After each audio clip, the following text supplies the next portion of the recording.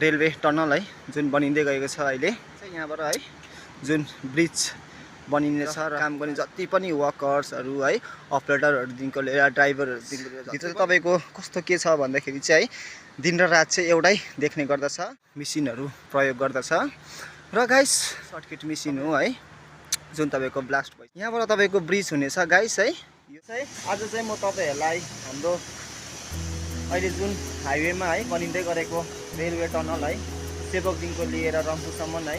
र रम्फूदेखिको लिएर है नथुलासम्म जाने जुन रेलवे टनल बनिँदैछ है NF रेलवे र त्यो रेलवे टनलको विषयमा है तपाईँहरूलाई केही कसरी बनिन्छ है त्यो बनाउनुको लागि अब कस्तो कस्तो मेसिनहरू है लाग्दो रहेछ र कस्तो हुँदो रहेछ टनल है त्यो चाहिँ म आज तपाईँहरूलाई है यसो फ्री भएको बेलामा देखाउनको लागि गइरहेको छु हेर्नुहोस् होला र गाइस यो चाहिँ हाम्रो है रेलवे टनल है जुन बनिँदै गएको छ अहिले र यो रेलवे टनल चाहिँ यहाँबाट है जुन ब्रिज बनिनेछ र पारी गएर है यो टनलबाट भित्र जानेछ र अहिले है भन्नुपर्दाखेरि तपाईँहरूलाई है टनलको काम 50% भन्दाखेरि बेसी नै अहिले कम्प्लिट भइसकेको छ र तपाईँहरूले है गाइस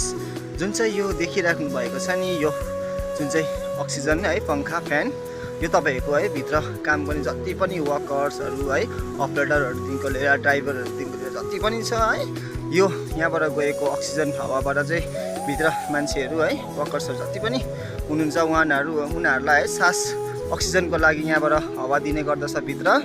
र गाइस भित्र चाहिँ तपाईँको कस्तो के छ भन्दाखेरि चाहिँ है दिन र रात चाहिँ एउटै देख्ने गर्दछ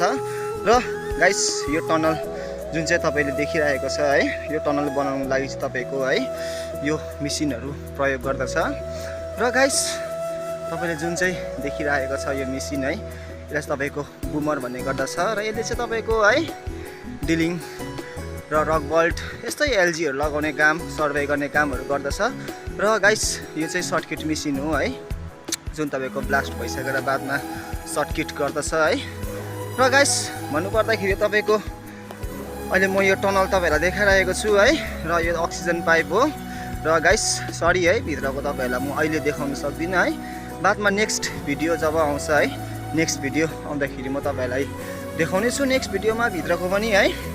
जब कम्प्लिट हुनेछ र विशेष गरी भन्नुपर्दाखेरि गाइस यहाँबाट तपाईँ पस्दाखेरि चाहिँ सिधै तपाईँबाट रम्बी निक्लिनु हुँदैछ र यहाँबाट तपाईँको ब्रिज हुनेछ गाइस है यो यहाँबाट सिधै तपाईँको ट्रेन पसेर चाहिँ सिधै पारी यो ब्रिज यहाँ ब्रिज बनिनेछ गाइस अहिले तपाईँको ब्रिज पनि आधी जस्तो भइसक्नु आँट्यो र पारीको टनलबाट सिधा पसेर टिस्टा निक्लिन्छ र गाइस यो टनल तपाईँको रम्फूसम्म अहिले बनिँदैछ र रम्फूबाट तपाईँको फेरि नथुलासम्म बनिँदैछ र गाइस यस्तो छ है अहिले जुन बनिँदै गएको रेलवे टनल है